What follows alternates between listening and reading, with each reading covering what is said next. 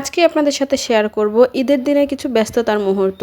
আসসালামু আলাইকুম, আশা করি সবাই ভালো আছেন। আলহামদুলিল্লাহ, আপনাদের দোয়া এবং আল্লাহর রহমতে আমিও অনেকটা ভালো আছি।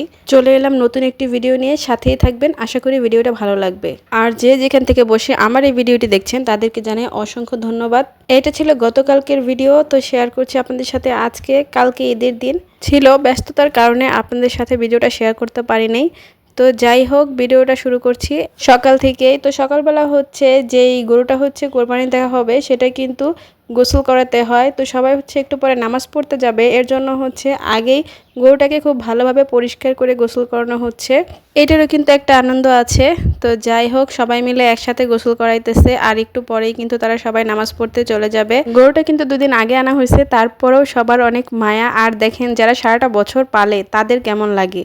আর এদিক দিয়ে দেখেন তো কি অবস্থা করছে, 2 দিনে বাড়িঘরের অবস্থা শেষ। কারণ হচ্ছে এখানে হচ্ছে গরু ছিল এ পাশে, আর এ পাশে তো জায়গাগুলো একদম নোংরা হয়ে গেছে, আর সেগুলো হচ্ছে পরিষ্কার করা হচ্ছে। গরুকে গোসল করিয়ে আনা হয়েছে, আর এখন কিন্তু দুয়ারগুলো পরিষ্কার করা হচ্ছে। আমার ভাস্তারা হচ্ছে দুয়ার পরিষ্কার করতেছে, যেহেতু আমরা রান্না বান্নার কাজে ভিতরে ব্যস্ত ছিলাম। আর এদিক দিয়ে কিন্তু সবাই গোসল টোসল করে একদম রেডি, এখন চলে যাবে নামাজ পড়তে।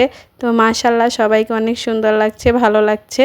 এখন এক এক করে বাড়ির সব সদস্য চলে যাবে নামাজ পড়ার জন্য। জানি না আসলে সত্যি কোনটা মিথ্যা। তো আমি ছোটবেলা থেকে দেখে আসছি, যখন হচ্ছে কোরবানি দেয় যারা, আমার আব্বা আম্মাকেও দেখছি, তো রোজা রাখে, কোরবানি দেওয়ার পরে হচ্ছে কিছু মুখে দেয়। তো আমাদের বাসার মুরব্বীরাও কিন্তু আজকে এরকম রোজা রাখছে, তারাও হচ্ছে কোরবানির পরে কিছু মুখে দিবে, তাই কিছু না খেয়ে চলে গেছে। এমনকি তাদের সাথে ছোট বাচ্চারাও কিছু না খেয়ে চলে গেছে। ঈদের দিন কিন্তু আমরা অনেক ভোরে উঠে সেমাই টামাই আগেই রান্না করে রাখি, কারণ হচ্ছে সবাই সেমাই মুখে দিয়ে তারপরে নামাজ পড়তে যায়। এটা যেহেতু কুরবানির ঈদ, তার জন্য কেউ সেমাই খায়নি। এসে হচ্ছে গরু জবাই করার পর তারপরে হচ্ছে খাওয়া দাওয়া করবে। তো মাশাআল্লাহ, আমাদের কিন্তু রান্না প্রায় কমপ্লিটই।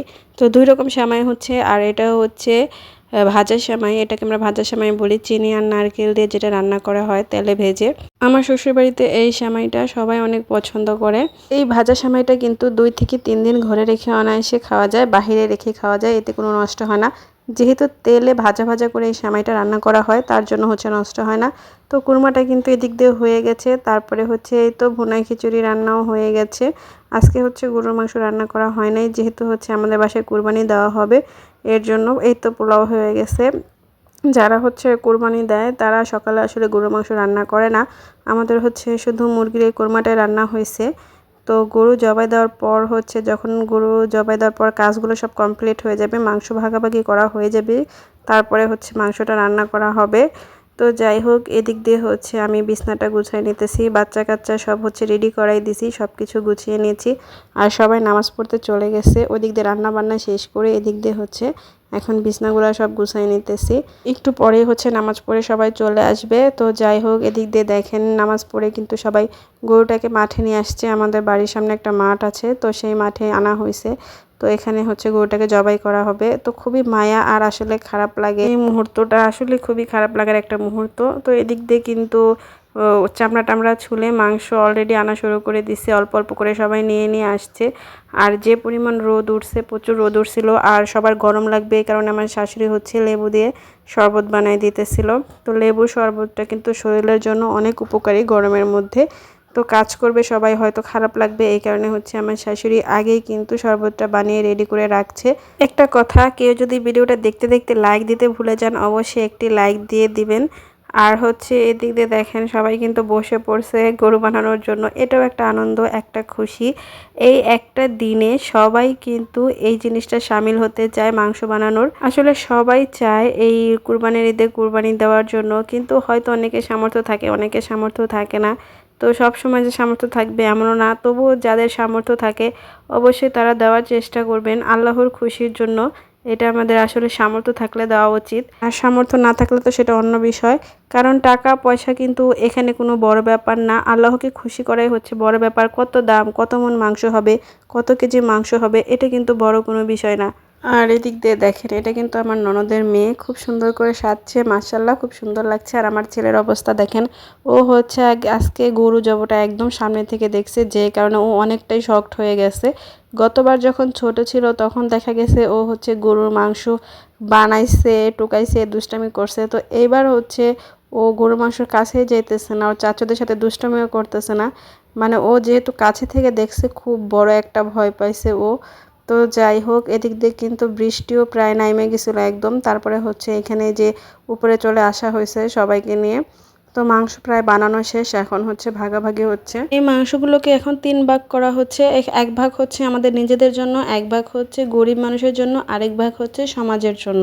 আর এটা হচ্ছে গ্রাম, এর জন্য এখানে সমাজ আছে। আমার শ্বশুরবাড়িটা গ্রামের দিকে, কিন্তু আমার বাবার বাড়িটা হচ্ছে শহরের দিকে, সেখানে আসলে সমাজ নেই।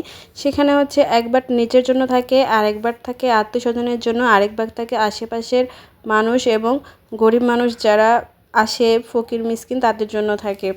তো যাই হোক, এদিক দিয়ে কিন্তু কাজ প্রায় কমপ্লিট হয়ে যাচ্ছে। আর দেখেন আমাদের বাসার পুচকুগুলা খুবই দুষ্টামি করতেছে, নাচানাচি করতেছে। ওদের কাছে এখন ঈদটা অনেক কিছু। একসময় আমাদের কাছেও কিন্তু খুবই আনন্দের ছিল, এখন আর এতটা আনন্দ আসলে লাগে না। আর এদিক দিয়ে দেখেন ভুঁড়ি বাছাবাছি শুরু হয়ে গেছে।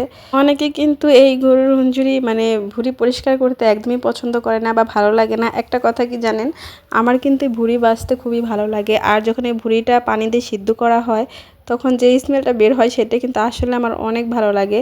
তো আমরা হচ্ছে যে প্রসেসে এটাকে হচ্ছে পরিষ্কার করি সেটা হচ্ছে আমরা চুলায় গরম পানি দেই, আর ফুটন্ত গরম পানি থেকে এই 1-2-3টা হচ্ছে চুবিয়ে নেই, 15 থেকে 20 সেকেন্ডের মতো ফুটন্ত পানিতে রাখি।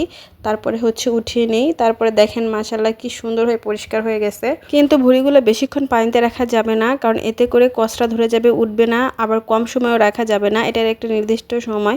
অল্প সময় ফুটন্ত পানি থেকে উঠিয়ে নিতে হয়। যদি বেশি করে চুবানো হয় তাহলে কিন্তু, যদি ঠান্ডা হয়ে যায় তাহলে সেই ময়লাটা কিন্তু ওঠে না। এর জন্য 2-3টা করে চুবিয়ে সাথে সাথে উঠিয়ে ফেলতে হয়। হাত দিয়ে বা বটির সাহায্যে, ছুরির সাহায্যে, চামচের সাহায্যে খুব সুন্দরভাবে উঠে যায়। আপনারা বাসায় ট্রাই করে দেখতে পারেন। আর এদিক দিয়ে দেখেন এগুলো হচ্ছে গরুর মাংস, বিকেলবেলা বসায় দেওয়া হয়েছে। যেহেতু এগুলা কাটতে কাটতে ভাগ করতে করতে বিকেল হয়ে গেছে, তো আমাদের মাংসটা বিকেলবেলায় বসানো হয়েছে চুলায়। আর ভুঁড়িগুলোকে খুব ভালোভাবে সিদ্ধ করে নিয়েছি। এখন এগুলাকে যে বটির সাহায্যে এঁচড়ে এঁচড়ে ময়লাগুলো ফেলে তারপর ছোট ছোট করে টুকরো করে কেটে নিব।